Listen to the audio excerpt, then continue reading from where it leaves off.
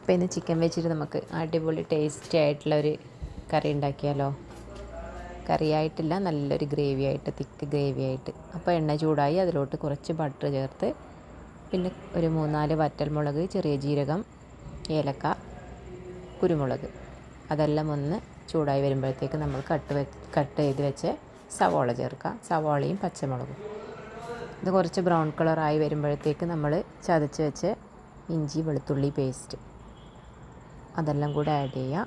അതിന് ശേഷം നമ്മൾ മസാല പുരട്ടി വെച്ച ചിക്കൻ, മഞ്ഞൾപ്പൊടി, ഉപ്പ് ചേർത്ത് വെച്ച ചിക്കനും കൂടെ ചേർത്ത് കട്ട് ചെയ്ത് വെച്ച തക്കാളി, കുറച്ച് കൂടുതൽ തക്കാളി എടുക്കണം, അതും ഉപ്പ്, പിന്നെ അതിൻ്റെ കൂടെ തന്നെ നമ്മൾ മല്ലിപ്പൊടി, പിന്നെ മഞ്ഞൾപ്പൊടി, ഇതെല്ലാം ഒന്ന് നന്നായിട്ട് മിക്സ് ചെയ്തിട്ട് നമുക്ക് വെന്ത് വരാൻ വേണ്ടിയിട്ട് ചെറിയ തീയിലൊന്ന് അടച്ച് വെക്കാം.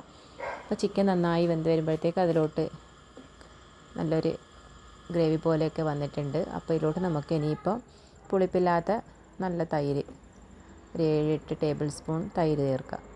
അപ്പോൾ അത് നന്നായിട്ട് മിക്സ് ചെയ്തിട്ട് ലോ ഫ്ലെയിമിലാണ് മിക്സ് ചെയ്യേണ്ടത്. പിന്നെ കുറച്ച് ഗരം മസാലയും ചിക്കൻ മസാലയും കൂടെ ചേർത്ത് ഫ്ലെയിം ഓഫ് ചെയ്യുക. എന്നിട്ട് നമുക്ക് കട്ട് ചെയ്ത് വെച്ച മല്ലിയിലയും കൂടെ ചേർത്താൽ നമ്മളെ ടേസ്റ്റി ആയിട്ടുള്ള ചിക്കൻ കറി റെഡിയായി.